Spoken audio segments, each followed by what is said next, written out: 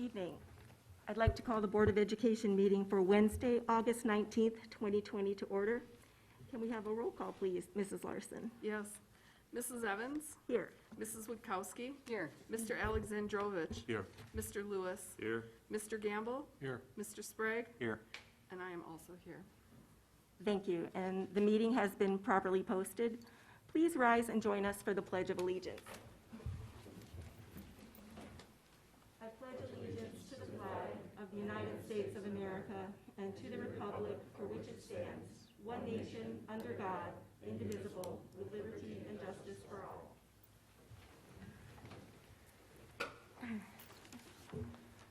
Item 3 on the agenda is approval of the agenda. Do I hear a motion to approve the agenda? So moved. Motion by Mrs. Witkowski. Is there a second? Second. Second by Mr. Gamble. Any discussion? Hearing none, all those in favor say aye. Aye. Opposed? Motion carries. Item 4 is community comment. If you'd like to make a comment, please come up to the microphone, state your name and address, and make your community comment. Is there any community comment this evening? Anyone who'd like to step forward? Hearing none, I will close community comment. Item 5 is the consent agenda. Is there any board member who would like to remove an item from the consent agenda? Hearing none, is there a motion to approve the consent agenda? So moved. Motion by Mr. Gamble. Is there a second? Second. Second by Mr. Sprague. All those in favor of the consent agenda say aye. Aye. Opposed? Motion carries. Thank you. Item 6, school board announcements. Are there any board announcements? Okay, hearing none. School board calendar, item 7. We have a regular Board of Education meeting here Wednesday, September 9th, 2020 at the Education and Community Center at 6 o'clock p.m. and a regular Board of Education meeting Wednesday, September 23rd, 2020 here at the ECC at 6 o'clock p.m. Item 8, District Administrator Update. Dr. Miller. Okay, Leroy, I'm going to move this really close.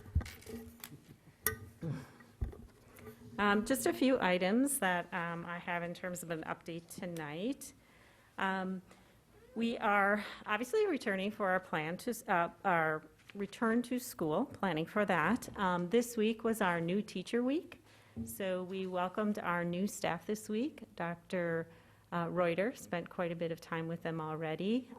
It's a really good group of professionals. We were able to accomplish everything we've needed to accomplish, but while social distancing, and I'm not sure if you have anything to add, but that certainly has been what I've seen so far.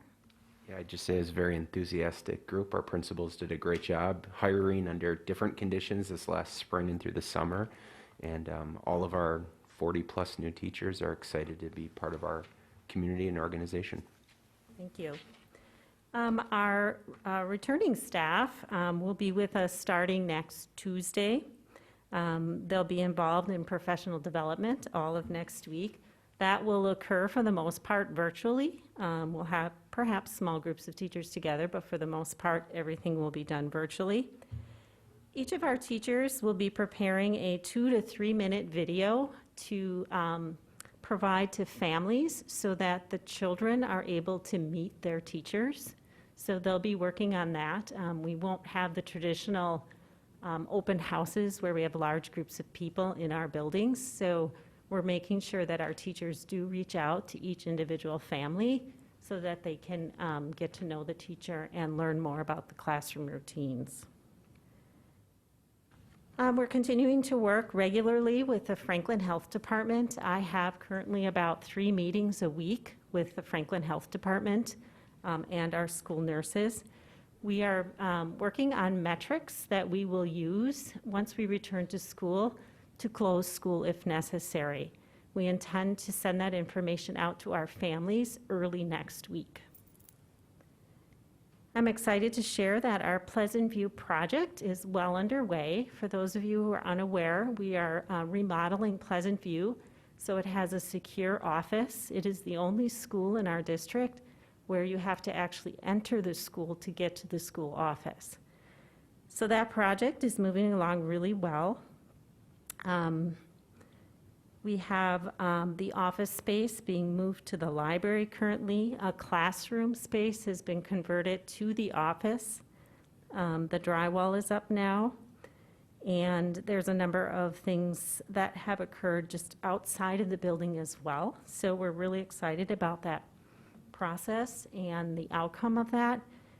Unfortunately, it won't be done till December. So we're going to make some accommodations for our students and staff in the meantime that will be safe. I'm also really, really pleased to share that we closed on our land purchase on 92nd and Ryan.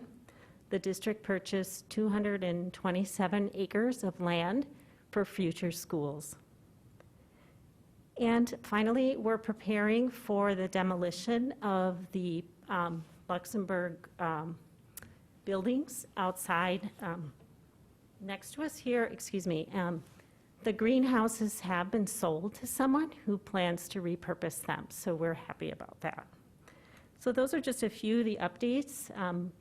Many of the things you've seen as I've conveyed them to you, and they go home regularly to the families and to our staff.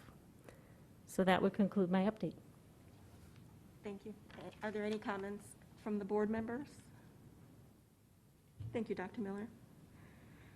Item 9, reports, presentations, and other school board business. 9A, the Title IX update. Ms. Ellihausen. Good evening. Presented tonight is the Title IX policy that you are aware would be forthcoming. This policy is extensively reviewed by our legal counsel to ensure that we are meeting the burden of the law. It is, from a policy standpoint, the first 4 pages, and from an administrative rules standpoint, the remaining 8 pages.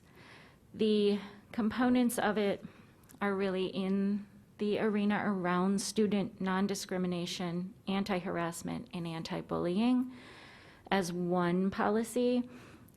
The Title IX requirements are really implicated in the anti-harassment sections of the policy.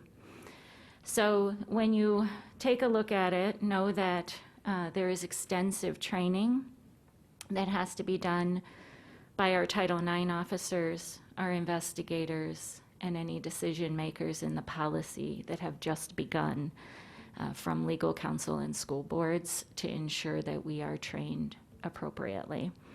But you should see within the policy quite a complex outline of how a formal complaint is handled, an informal complaint is handled, everything from the ability to lean into resolution that involves supportive measures and more of an informal resolution, all the way to a grievance process that really outlines how an investigation has to be handled and the outcomes of that investigation and where the appellate processes lie. The school board's role really is in the appellate process, following an investigation should either party wish to appeal at that point in time. And then there's another layer of an appellate process that has to go to an independent decision maker if there are grounds in one of those areas outlined in that particular component.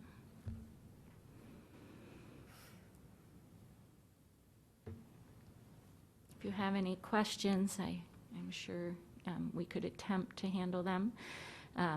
As you see in the policy, both Dr. Cohen and Mrs. Cody are the identified Title IX officers in this student policy. So is this pretty much a template that all districts are coming from the state or feds? Or From council. so nothing really unique to Franklin? No, not specifically, no. There's really very little you can exclude from the requirements. For the most part, you could choose not to engage in informal resolution process, but that doesn't seem the right path to take should someone really be open or amenable to an informal resolution process. You would want to offer that out. Are we talking about it right now? I mean, like, or were you just doing the presentation? Because it's further down on the agenda that it's actually there. So what are we doing with this thing right now? So the idea would be that Ms. Ellihausen gave you some background, so when we get to the policy, you're able to make a decision about approving that policy. Got it. May I please ask that you bring your microphone just a bit closer? Thank you very much. It's good? Better. All right, thank you for the update. Thank you. Okay, next, we have 9B, the treasurer's report is available in the board docs library. So we'll move on to item 10, the school board liaison reports. 10A, personnel and policy, 5010, student non-discrimination, anti-harassment, and anti-bullying. Mrs. Larson. I'm sorry I was not involved in those meetings. Okay, Maybe so this Dr. policy. Miller. Right. Thank you. I apologize for that. Literally making changes to the policy as the revisions were provided by legal. So Ms. Ellihausen can answer questions about the revisions that you saw in the policy in relationship to Title IX, and this would be the time to discuss that. Okay. Yes, I have a few questions. Okay. The first sentence where it talks about the Franklin School District prohibits all forms of discrimination or harassment against a person on the basis of actual or perceived lawfully protected characteristics, including but not limited to, et cetera, et cetera. What is a perceived lawfully protected characteristic? I mean, it's either lawfully protected or not. I don't understand perceived at all. So the legal definition around that, Alan, give me a second and see if it addresses it here better than I'll speak to it. But disability is going to be the easiest example I can share with you. In the way the law is written, if a complaint is filed on a perceived disability, we have a duty to investigate it. It may in turn be lawful. It may in turn not fall under that category, but then we will potentially have an allegation that falls under bullying. Okay, I couldn't come up with a perceived. Sexual orientation would be another one where perceived will come into play. But, because then they went on and said, including but not limited to, and they listed them all out there. And that's why I didn't understand. Yeah, the including but not limited to is a protection so that if something changes, we don't have to bring back policy necessarily to add in that characteristic. And that's how you catch that in the or any other category protected by state or federal law. Because we could get an addition, right, to this from a lawful standpoint, and we'd have to bring the whole policy back, which we would during cycle. But in terms of making our policy legal in the interim before the board approves it, should a law change, this protects us. This brings it into the fold so that we are protected. Okay.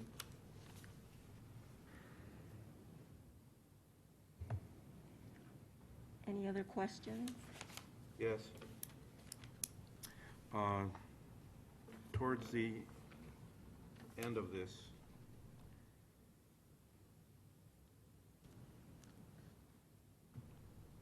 let me just read one, because I can't find it here. I copied it and pasted it, and it didn't print exactly right.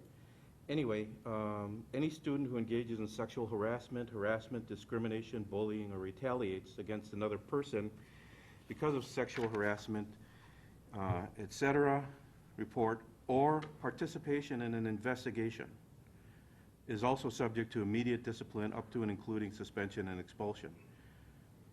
Participation in an investigation. If somebody is investigating what happened and they ask one of these kids, what did you see? And they answer the question, they're participating in an investigation? Yes, no? And they're subject to suspension and expulsion? particularly under retaliation. Well, it doesn't say under retaliation, it just says, or participation in an investigation. And that same thing with teacher, Is it refuses to participate? doesn't say refuses, it says, Well, I'm looking at retaliation right here. And retaliation against any person who makes report, complaint, or assists, participates, or refuses to participate in any investigation or any act alleged in violation of this policy is prohibited. Retaliation may result in further disciplinary action. right. But this isn't in regard to refusing to participate. Where was that Or then? retaliation. Oh.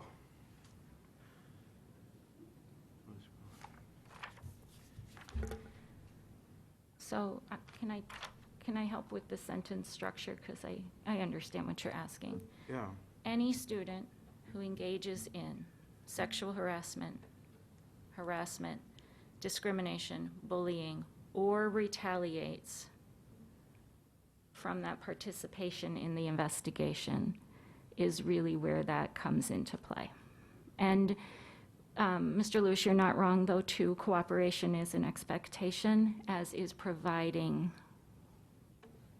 honest information as opposed to false information could result in disciplinary action. Yeah, I don't have a problem with it.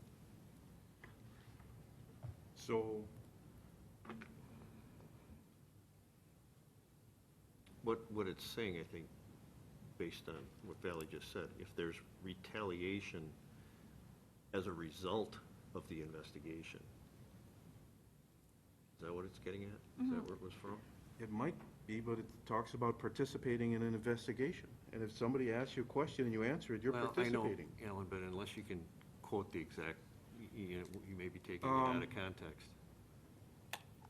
Right towards the bottom, not the second, What page? no, page 5.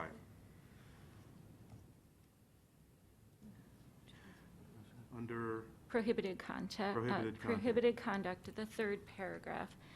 So a student who engages in, right, that's the leading, because of a report or participation in the investigation.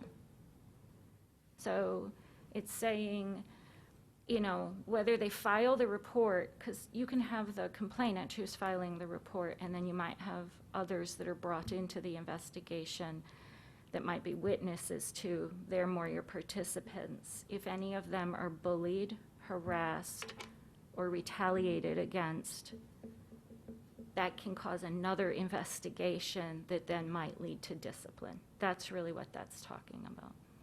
okay. I didn't find it to be real clear. Understood.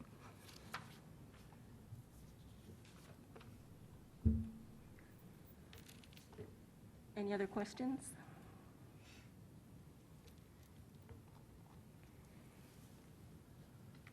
And I'm looking for a motion to approve revised policy 5010, student non-discrimination, anti-harassment, anti-bullying.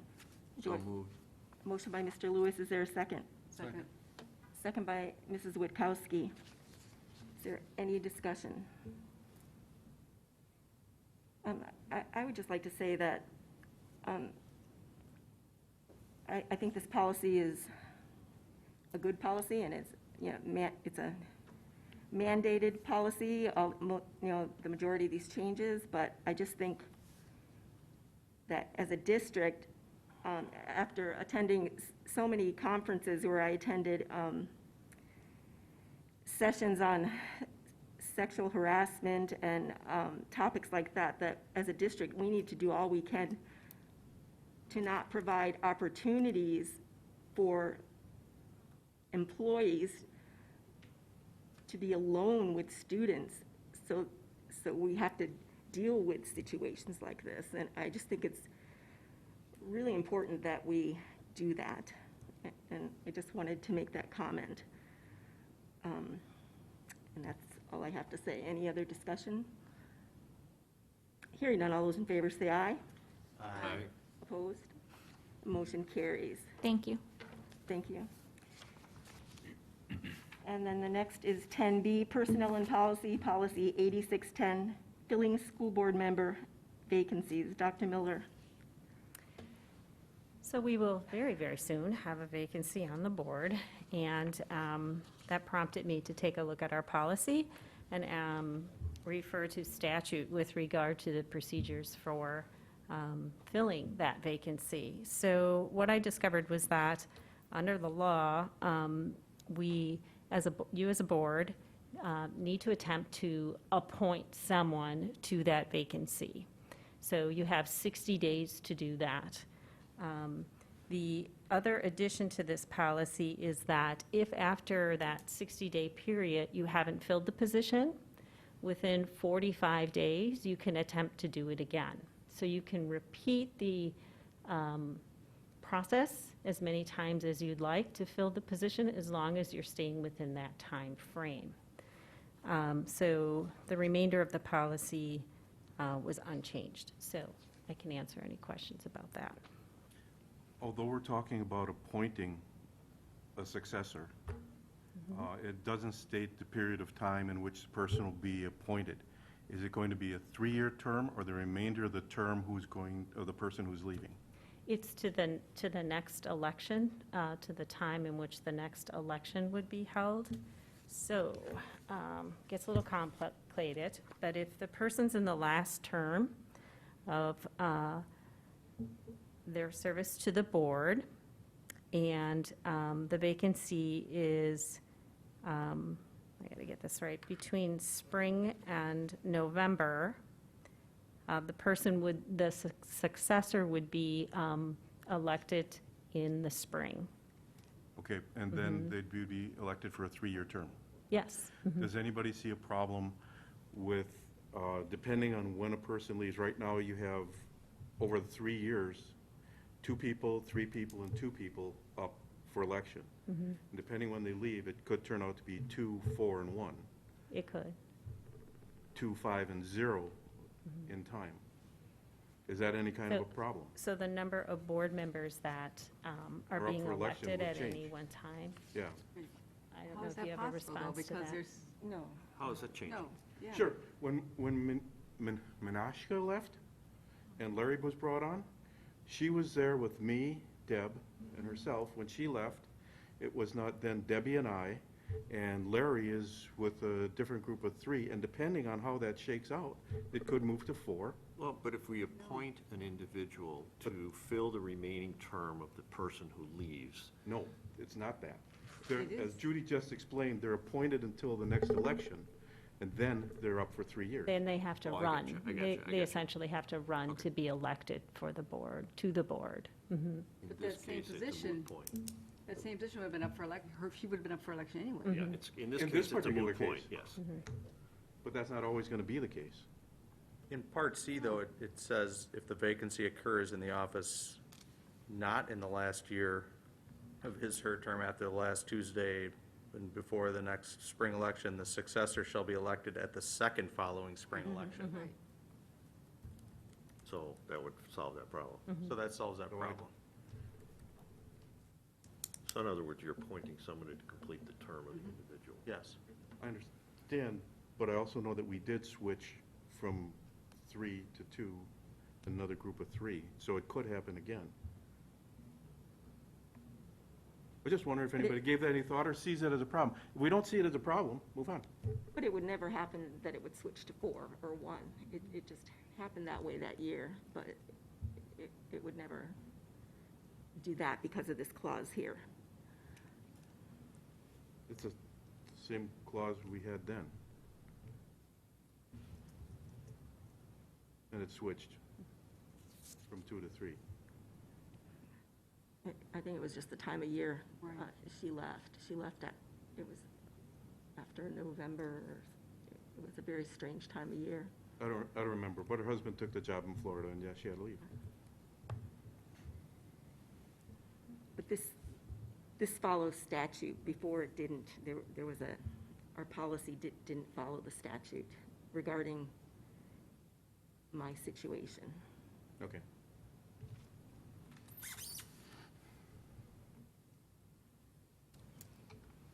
So I'm looking for a motion to approve revised policy 8610, filling school board member vacancies. Do I hear that motion? So moved. Motion by Mrs. Larson, is there a second? Second.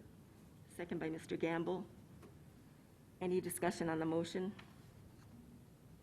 Hearing none, all those in favor say aye. Aye. Opposed? Motion carries.